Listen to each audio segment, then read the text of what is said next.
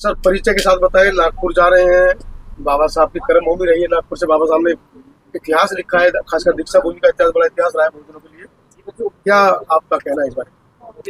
सबसे पहले तो मैं आपके चैनल मनोज अंतानी यूट्यूब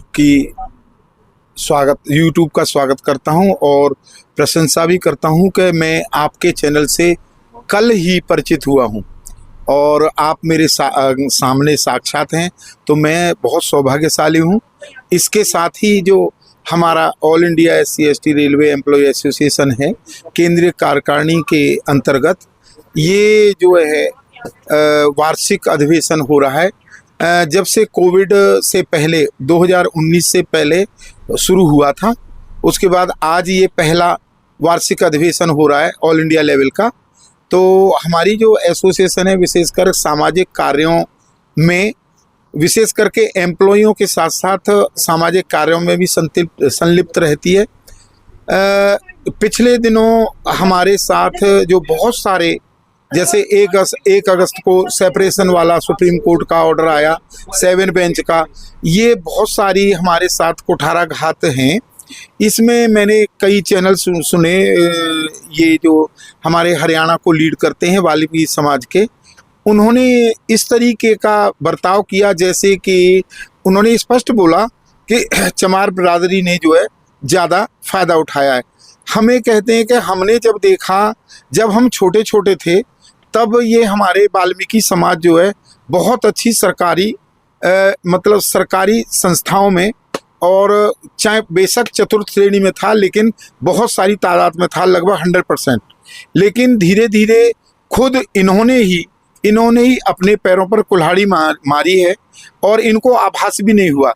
अभी ये पिछले दिनों जो 1 अगस्त 2024 को जो सुप्रीम कोर्ट का फैसला आया, उसमें इन्होंने बहुत ही सरकार का धन्यवाद किया है। हम ये नहीं कह रहे हैं कि उनका बहुत बड़ा नुकसान चमार समाज ने किया है।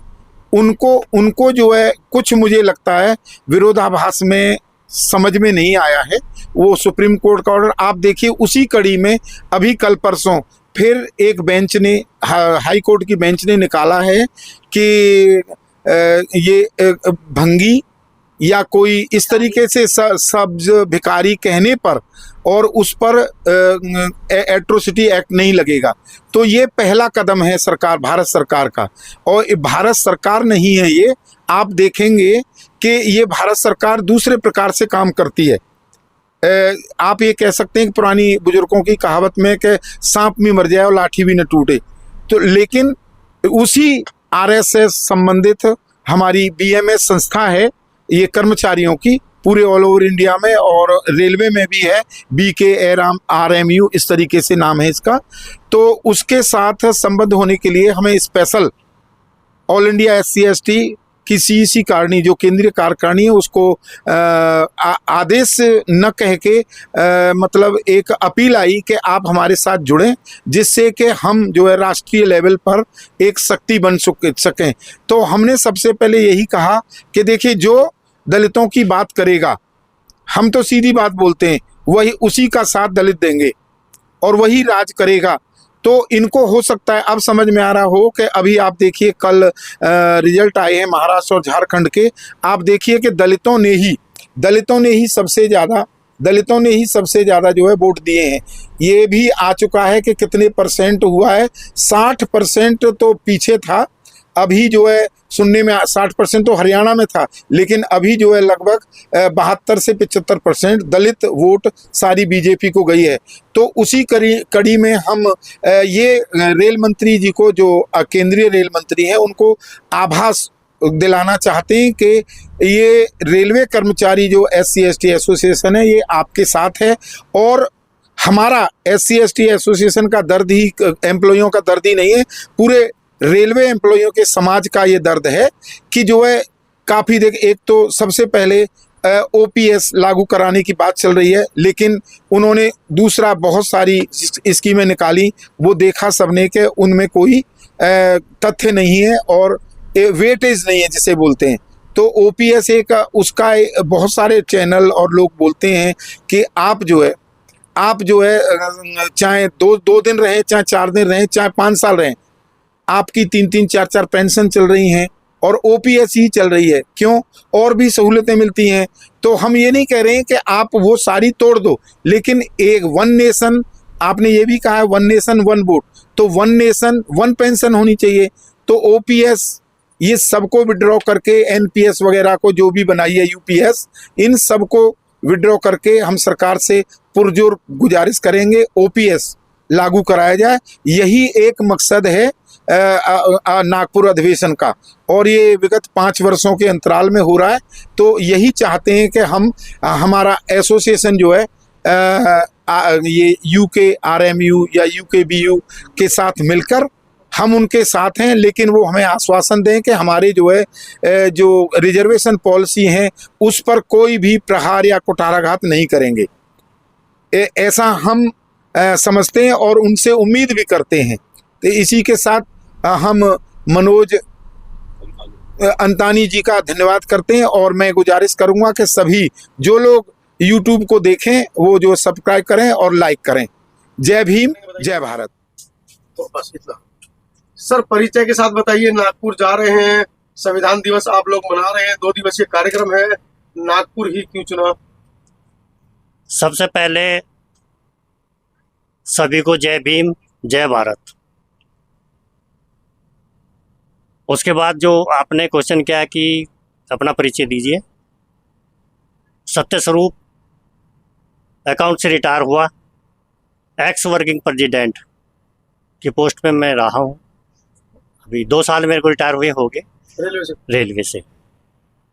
उसके बाद नागपुर क्यों जा रहे हैं? नागपुर इसलिए चुना गया क्योंकि नागपुर एक, इसकी बहुत विचित्र घटनाएं भी हैं। जो डॉक्टर अंबेडकर अपने रहबर थे, डॉक्टर अंबेडकर साहब थे, उनके दिमाग में यही चीज़ें थी, उनके दिमाग में यही चीज़ें रहती थी कि जो भी वो चीज़ें समझते थे या जाते थे, वो अपने पास 2-3 चीज़ें रखते थे कि मैं ये चीज़ें करूँगा जाके, ये नहीं हुई तो दूसरी नहीं तो तीसरी। तो पहली बात से दूसरी बात पे जाने का उनका मतलब ही नहीं होता था, क्योंकि उनको अपना बड़ा कॉन्फिडेंस होता था उनको। नागपुर को सबसे पहले ये है कि हमारी जन्मभूमि है वो, दूसरी नागवंशियों की जन्मभूमि है, आप जानते होंगे इस बारे में। दूसरी बात यह है कि नागपुर में इसलिए चुना गया, पहला मकसद था कि आरएसएस का जो हेड ऑफिस है नागपुर में है, तो डॉक्टर अंबेडकर साहब उसी की तोड़ने के लिए ये चीज़ें सोचा करते थे।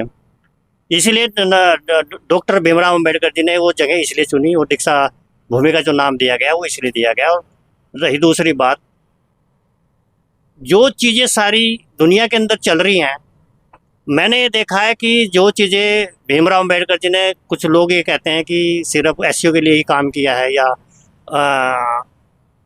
औरों के लिए कुछ नहीं किया, लेकिन मैं एक चीज़ कहना चाहता हूँ कि जो 25 समितियाँ बनी जिनके अध्यक्ष थे, सभी समितियों में डॉक्टर भीमराव जी उसके मेंबर थे। सबसे पहले आपने देखा होगा कि जो कश्मीर में हीराकुंड बांध है वो डॉक्टर अंबेडकर साहब की देन है। जितनी यूनिवर्सिटियाँ खोली, रिजर्व बैंक की, सबसे विचित्र बात मैं आपको बताऊंगी, इंडिया के अंदर रिजर्व बैंक की स्थापना डॉक्टर अंबेडकर साहब के द्वारा की गई। मेरे कहने का तात्पर्य यह है कि डॉक्टर अंबेडकर साहब ने ऐसा कोई क्षेत्र नहीं छोड़ा। जो हम आज 8 घंटे की ड्यूटी कर रहे हैं, ये भी डॉक्टर भीमराव अंबेडकर जी का ही अधिकार दिया हुआ है। नहीं तो हम 12-12 घंटे ड्यूटी करते थे, टाइम का ड्यूटी का कोई नहीं होता था। 8 घंटे की ड्यूटी वो लेके आए। महिलाओं के लिए, खासकर महिलाओं के लिए बहुत प्रावधान उन्होंने किए, जैसे मैटरनिटी रिजर्वेशन की बात की। नहीं तो हमारे धर्म के अनुसार, जो पहले धर्म चलते आए हैं उनके अनुसार, तो महिला को रसोई से का ही चौका बर्तन में ही रखना चाहते थे। बाकी आपने देखा ही, मनुस्मृति में भी लिखा है, सभी शास्त्रों में लिखा है। एक कहावत आगे, गंवार पशु नारी सब है ताड़न के अधिकारी। तो नारी को तो सम्मान किसी ने दिया ही नहीं। तो डॉक्टर अंबेडकर साहब एक ऐसे रहबर पैदा हुए हैं जिन्होंने सभी को समानता का अधिकार दिया। रही संविधान की, संविधान दिवस पे क्यों वहाँ पर हम जा रहे हैं, हमारा नागपुर में क्यों जा रहा है, नागपुर में हम इसलिए जा रहे हैं कि तो 26 दिसंबर जो संविधान दिवस है, हमारे को जो अधिकार, 26 नवंबर 26 नवंबर जो संविधान दिवस है, हम उसके वो हमने एक उसमें रूप में चुना, जिससे कि हम जो बराबर का, हमें जो समानता का अधिकार देता है तो संविधान देता है। दूसरी बात मैं कहूँ, संविधान को हमें सभी को पढ़ना चाहिए। देखो, कोई भी सरकार आई है, संविधान के अनुसार शिक्षा, चिकित्सा और रोजगार है। ये 3 चीजें मौलिक अधिकार है, हर का मौलिक अधिकार है और सरकार की ड्यूटी बनती है। जिस भी राज्य में शिक्षा से कोई वंचित है तो स्टेट की जिम्मेदारी है। रोजगार नहीं मिलता तो उसकी शिक्षा की रोजगार की जिम्मेदारी भी स्टेट की है। अगर बिना मेडिकल के कोई बंदा मरता है तो उसका पूरा श्रेय सरकार को जाता है कि वो बंदा बिना मतलब ट्रीटमेंट के कैसे मर गया। तो ये 3 ही चीज़ें हैं, बहुत आर्टिकल हैं, एक एक चीज़ पे मैं जाने लगा तो बहुत लंबा हो जाएगा, इसलिए शॉर्ट में ही मैं आपको कहूँगा। मेरे कहने का मतलब ये है कि जो चीज़ है, देखो हमने एक चीज़ मैं कहूँगा कि कुछ लोग डॉक्टर अंबेडकर साहब को फूलों में रखते हैं, बस फूलों से चढ़ाए और अपना उनका काम हो गया, लेकिन मैं इस चीज़ को नहीं मानता। डॉक्टर अंबेडकर साहब का पक्का अनुयायी वो है जो उसके बताए हुए रास्ते पे चल रहा है और उसके रूल को फॉलो कर रहा है। मैं उसको सच्चा अंबेडकरवादी मानता हूँ। मैंने 14 अप्रैल को फूल चढ़ाए थे, 6 दिसंबर को फूल चढ़ाया था, मैं उसको नहीं मानता कि ये हमने अपना डॉक्टर अंबेडकर की हम अगुवाई कर रहे हैं। दूसरी बात यह है कि डॉक्टर अंबेडकर साहब ने कहा था कि हर आदमी को जो शिक्षित है उसको एक आदमी को जरूर पढ़ाना है, और उसने नारी पे क्यों फोकस दिया? अगर एक नारी पढ़ती है, एक नारी एजुकेशन करती है तो 3 परिवार सुधारती है। ये हमारा मौलिक अधिकार है। अपना घर संभालेगी, ससुराल संभालेगी, बच्चों को पढ़ाएगी, इसलिए 3 पीढ़ी सुधार देती है नारी। आदमी अपनी एक पीढ़ी में रहता है, लेकिन नारी 3 पीढ़ियों को कवर कर जाती है। मेरे कहने का मतलब यही है कि बातें बहुत हैं। हमारे डॉक्टर अंबेडकर साहब तो रातों दिनों पढ़ते थे।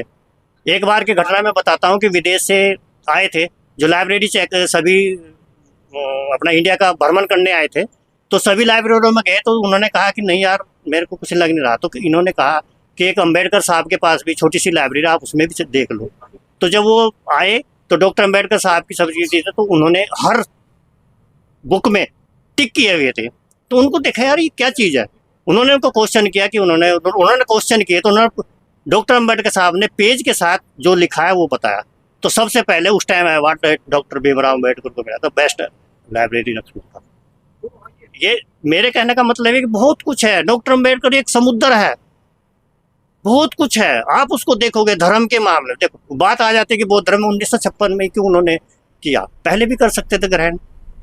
बुद्ध धर्म 10 लाख लोगों के साथ नागपुर में दीक्षा दी गई थी, तो आजकल वो 10 लाख नहीं रहे, वो 10 लाख जिनको दी थी वो भी नहीं रहे। मतलब वो होगी क्योंकि ऋषि हुए हैं, उन्होंने बौद्ध धर्म को खत्म करने की ही बात की थी। उन्होंने कहा था कि जो एक सिर लेकर आएगा भिक्षु का तो मैं इसको सोने की मुद्रा दूंगा, ये तो आपने पढ़ा ही होगा। तो बहुत चीज़ें हैं। डॉक्टर अंबेडकर साहब एक बिल्कुल सहजता से, नॉलेज से सारी चीज़ें लेके आए हैं और संविधान में रखी हैं, सब चीज़ रखी हैं। लेकिन मेरा कहने का बाद में यही है कि हमारा एक बहुत बड़ा ऑल इंडिया SC/ST का संगठन है, जिसके अनुसार हम नागपुर में जा रहे हैं और हम इस सोच से जा रहे हैं कि हम वहाँ से कुछ सीख के आए, देख के आए कि जो डॉक्टर अंबेडकर साहब ने जो किया था। मेरे को पहली बार जाने का मौका मिला है नागपुर में, इसलिए मैं पूरा अध्ययन करके आऊँगा और पूरा अपने को उसको फॉलो करूँगा।